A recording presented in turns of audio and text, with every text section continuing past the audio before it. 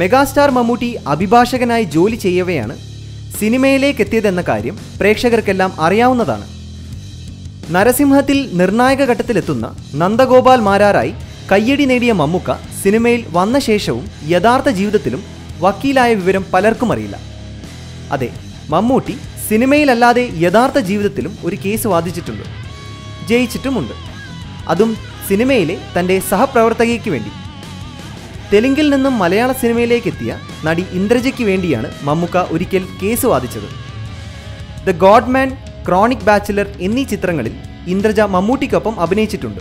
അക്കാലത്ത് സിനിമയിൽ തിളങ്ങി നിന്നിരുന്ന താരമായ ഇന്ദ്രജയും നിർമ്മാതാവും തമ്മിലുള്ള കേസാണ് താരം വാദിച്ചത്.